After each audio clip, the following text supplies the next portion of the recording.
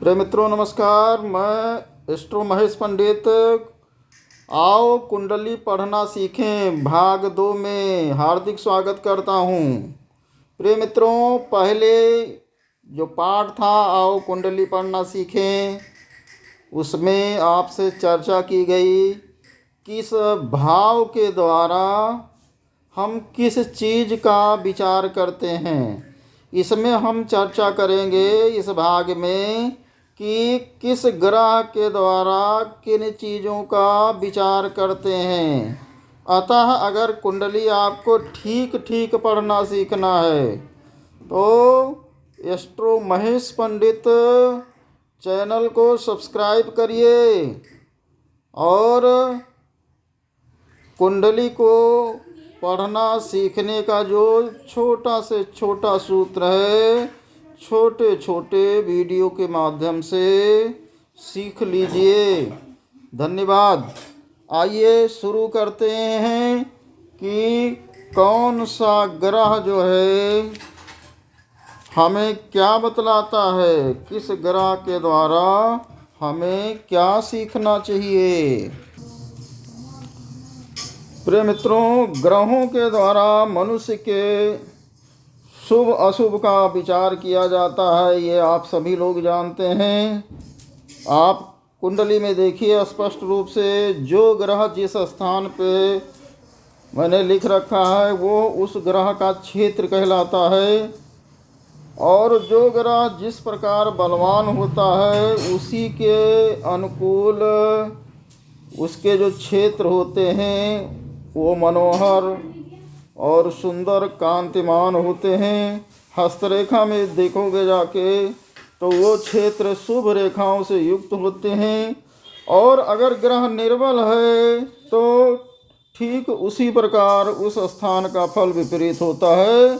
और आप हस्तरेखा देखोगे तो वहाँ भी वो विपरीत रेखा बनी होगी। तो चलिए आइए जानते हैं किस ग्रह के द्वारा हम क्या क्या चीज़ें देखते हैं। तो सबसे पहले और सबसे महान जो ग्रह है वो है सूर्य। सूर्य के बारे में हम लोग आइए जानते हैं। प्रिय मित्रों, काल पुरुष की कुंडली में सूर्य 5वें घर का मालिक होता है, और 5वां घर कहीं ना कहीं आपके भाग्य से जुड़ा होता है। तो आइए देखें सूर्य के द्वारा क्या क्या देखते हैं। प्रिय मित्रों, सूर्य के द्वारा राजा के द्वारा मान प्रतिष्ठा या राजकाज से जो संबंध होता है वो सूर्य के द्वारा देखते हैं। जातक की मान प्रतिष्ठा कितनी होगी, कैसी होगी, ये सारी चीज़ें भी हम लोग सूर्य के द्वारा ही देखते हैं। जातक का कला कौशल भी हम सूर्य के द्वारा देखते हैं। जातक की बुद्धि, जातक का धार्मिक प्रकृति, जातक की कीर्ति कैसी होगी, तीर्थ आदि में वो विचरण करेगा कि नहीं, आदि आदि चीज़ें हम सूर्य के द्वारा देखते हैं। आप लोग जानते ही हैं कि सूर्य जो है सिंह राशि का ग्रह है, 5वीं राशि का ग्रह है, और सूर्य ही मान प्रतिष्ठा का प्रतीक होता है। प्रिय मित्रों, ग्रहों के क्रम में दूसरा मुख्य ग्रह जो है कुंडली का वो चंद्रमा है। आइए जानते हैं चंद्रमा से हम लोग क्या क्या जानते हैं। प्रिय मित्रों, चंद्रमा का मतलब होता है मन, आत्मा। चंद्रमा के द्वारा हम मन की आंतरिक पीड़ा संबंधी समस्त विचार करते हैं। चंद्रमा के द्वारा माता का कितना सुख होगा, माता का साथ कितना दिन रहेगा, माता का आशीर्वाद कितना मिलेगा, आदि आदि भी हम चंद्रमा के द्वारा देखते हैं। कृषि कर्म में जातक निपुण होगा कि नहीं, कृषि क्रम से उसको आजीविका मिलेगी कि नहीं, ये भी हम चंद्रमा की स्थिति से देखते हैं। और जातक के पास धन धान्य कहाँ से आएगा, कैसे आएगा, कितना होगा, इन सब का विचार भी कहीं ना कहीं थोड़ा बहुत हम चंद्रमा से करते हैं।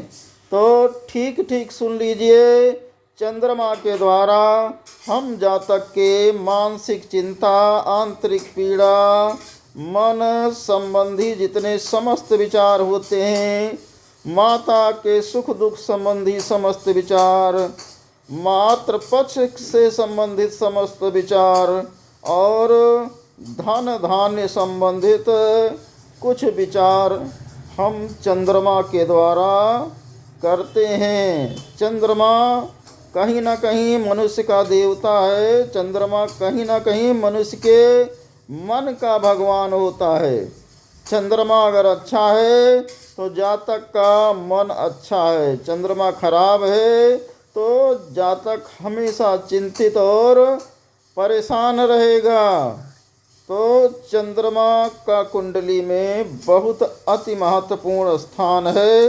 अगर कोई जातक अपनी मानसिक समस्याएं बताता है, मानसिक चिंता और परेशानियां बताता है, इसका मतलब चंद्रमा कहीं ना कहीं खराब है, या चंद्रमा को कोई अशुभ ग्रह की दृष्टि, बुरे ग्रह की दृष्टि चंद्रमा पे पड़ रही है। प्रिय मित्रों, ये जो कुंडली आप देख पा रहे हो, ये काल पुरुष की कुंडली है। काल पुरुष की कुंडली में कौन से ग्रह किस भाव में बैठता है, किस भाव का मालिक है, वो इसमें दिखाया गया है। तो सूर्य चंद्रमा की बात हो गई। आइए हम अगले ग्रह मंगल की बात करते हैं। प्रिय मित्रों, मंगल ग्रह शुभ है तो सब मंगल ही मंगल है, और मंगल ग्रह अशुभ हो गया तो अमंगल इतना ज़्यादा होगा कि आप उसको संभाल नहीं पाओगे। मंगल ग्रह के अमंगल को केवल हनुमान जी ही संभाल सकते हैं। तो चलिए, इस वीडियो में हम ग्रह को ठीक कैसे करेंगे उसकी बात नहीं कर रहे हैं। ये सूक्ष्म वीडियो है, सामान्य चीज़ें केवल हमें जाननी है। ये कक्षा 1 की पढ़ाई के लिए है ज्योतिषियों का। तो हम भी कक्षा 1 की पढ़ाई कर रहे हैं, आप लोग भी करिए। तो आइए जानते हैं मंगल ग्रह के द्वारा हम जातक के किन किन चीज़ों का विचार करते हैं। प्रिय मित्रों, जातक कितना बलवान होगा, जातक के बल, जातक के पराक्रम, जातक के अग्नि संबंधी, जातक का फोड़ा फुंसी, जातक का रुधिर विपाद यानी उसका ब्लड कैसा रहेगा, और विवादों में वो कितना पार्टिसिपेट करेगा, कितना अधिक विवादी होगा, कितना उग्र होगा, कितना शांत होगा, जातक की उग्रता, जातक के रक्त संबंधी फोड़े फंसी और जातक की अग्नि कैसे होगी, इन सब का विचार मंगल ग्रह के द्वारा किया जाता है। आप सभी को पता है कि मंगल जो है 2-2 भावों का मालिक है। 2-2 भाव यानी 2-2 राशियों का मालिक है। तो आप देख पा रहे होंगे कि इसमें मंगल 2-2 जगह लिखा है। तो पहले और 8वें भाव का मालिक मंगल ही है। और ये भी बताने की आवश्यकता नहीं है, जब ग्रह स्वग्रही होता है, अपनी ही राशि में बैठता है, तो कहीं ना कहीं वो अपना पूर्ण फल देता है। तो आप लोगों को पता चल चुका, जातक पहला भाव जो है मेष राशि का है और 8वां भाव वृश्चिक राशि का है। तो पहले 8वें भाव का मालिक होकर मंगल आपके रुधिर संबंधी, रक्त संबंधी, अग्नि संबंधी आदि का विचार करता है। प्रिय मित्रों, ग्रहों के राजकुमार युवराज की बात कर लेते हैं। आप सबको पता है, जितने भी ज्योतिष प्रेमी हैं, बुध जी जो हैं ग्रहों के राजकुमार हैं। प्रिय मित्रों, बुध ग्रह जो है काल पुरुष की तीसरी और छठवीं जो भाव होता है उसका मालिक होता है। तीसरी राशि मिथुन राशि होती है, मिथुन राशि का मालिक भी बुध होता है। मतांतर से राहु भी तीसरी राशि का मालिक बताया गया है और छठवीं राशि का मालिक भी बुध होता है। मतांतर से केतु को भी छठवीं राशि का मालिक कहा गया है। तो बुध का मतलब क्या हुआ? बुध का मतलब हुआ विद्या, बुध का मतलब हुआ बुद्धि, बुध का मतलब हुआ व्यवसाय, वाणिज्य कर्म, बनियागिरी, दुकानदारी। बुध का ही मतलब हुआ कविता, साहित्य, और बुध का ही अर्थ होता है शिल्प कला। और कहीं ना कहीं बुध का ही मतलब होता है सौभाग्य, सुख, शुभ और अशुभ फल।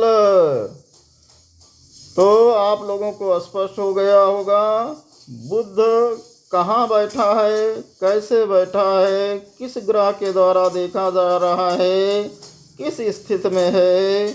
उसको देखकर हम लोग बुध के द्वारा विद्या, बुद्धि, व्यवसायिक कर्म, काव्य लेखन, शिल्प कला, सौभाग्य, शुभता, अशुभता और कहीं ना कहीं पुत्र प्राप्ति की भी बातें बुध ग्रह के द्वारा देखी जाती हैं।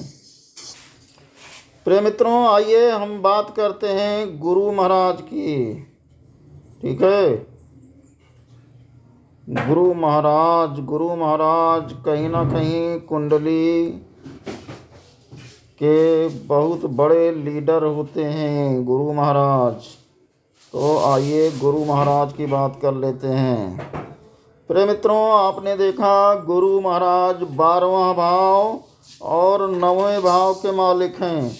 आप सबको पता है कि 9वां भाव आपके भाग्य का भाव होता है, आपके पुण्य का भाव होता है। पूर्व जन्म से कितना भाग्य और कितना पुण्य लेके आए हो, ये सारी चीज़ें 9वें भाव से विचार किया जाता है। 9वें भाव को इसीलिए भाग्येश कहा जाता है। 12वें भाव से आपके मोक्ष का विचार किया जाता है, इसीलिए 12वें भाव को कहीं ना कहीं व्ययेश कहा जाता है।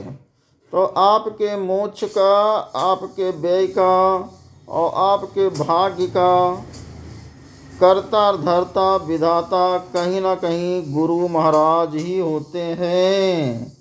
तो प्रिय मित्रों, आइए जानते हैं गुरु के द्वारा, जुपिटर यानी बृहस्पति के द्वारा हम क्या क्या देखते हैं।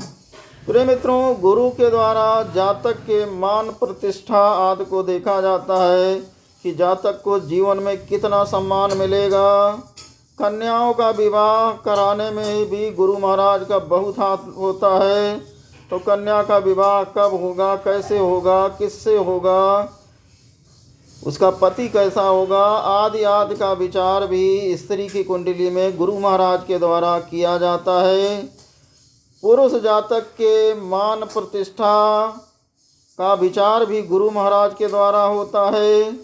और जातक कितना धार्मिक होगा, ये भी विचार भी हम गुरु महाराज के द्वारा करते हैं। जातक के विवाह में यानी पुरुष जातक के विवाह में भी गुरु महाराज का बहुत रोल होता है।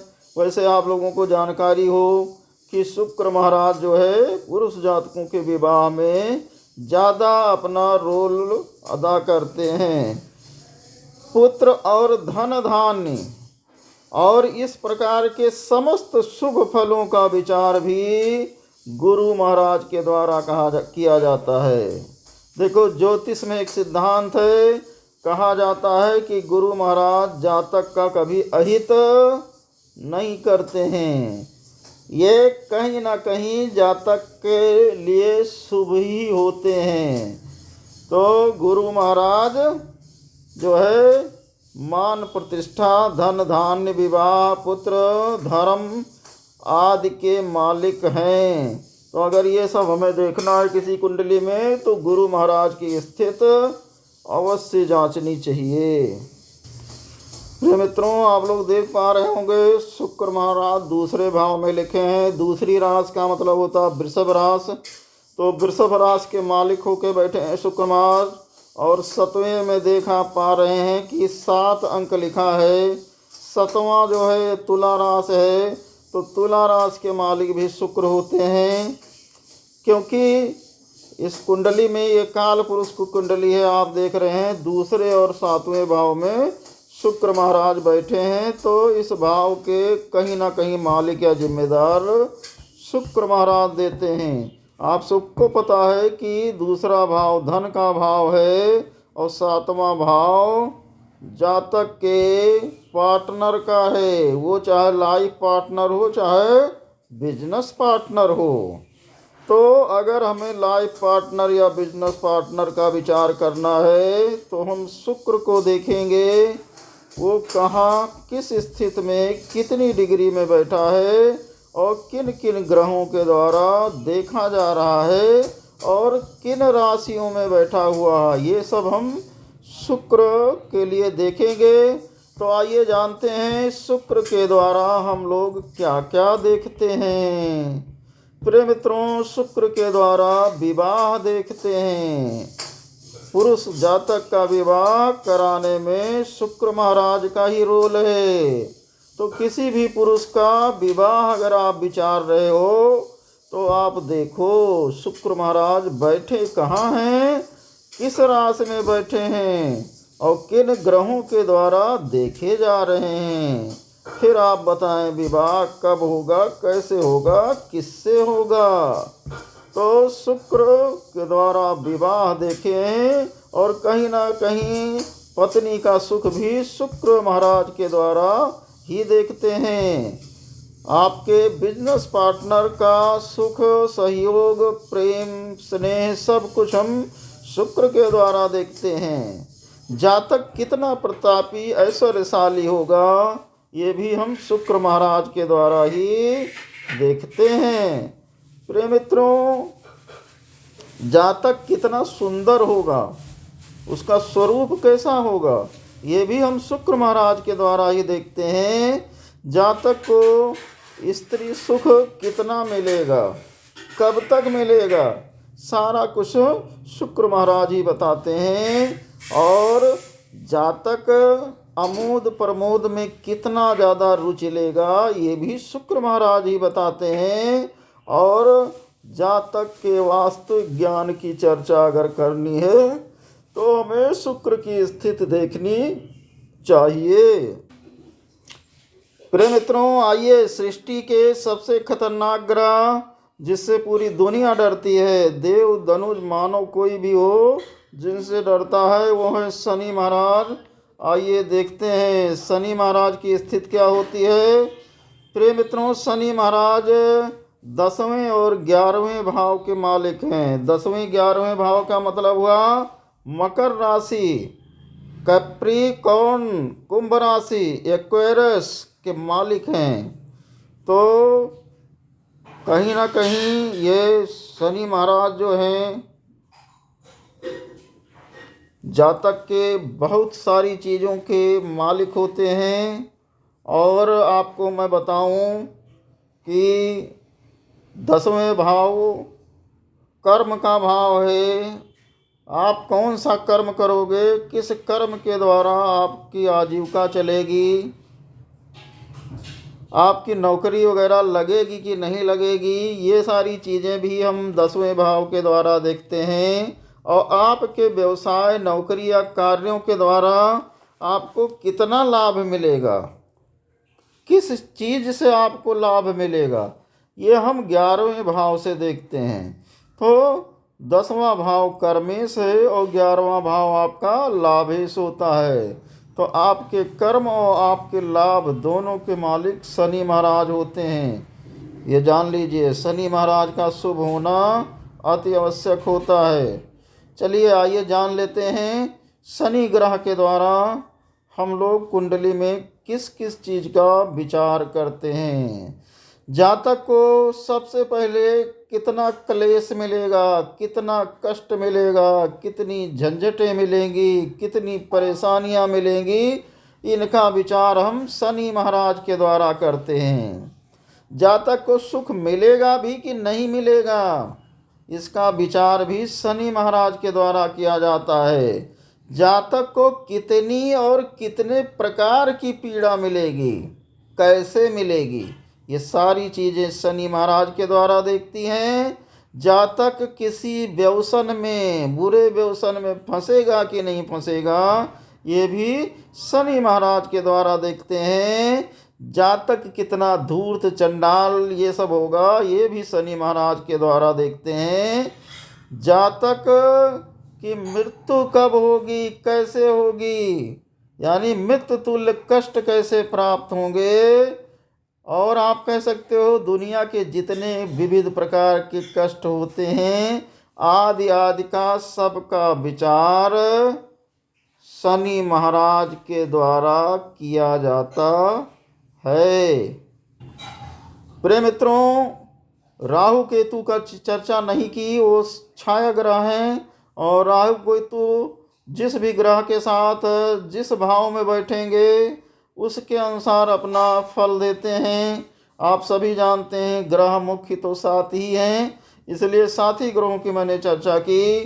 प्रिय मित्रों, आप ये भी जानते हो कि राहु केतु हमेशा आमने सामने बैठते हैं और कहीं ना कहीं राहु केतु उस जहाँ भी बैठेगा उनके भावों में डिस्टरबेंस पैदा करते हैं, छल पैदा करते हैं।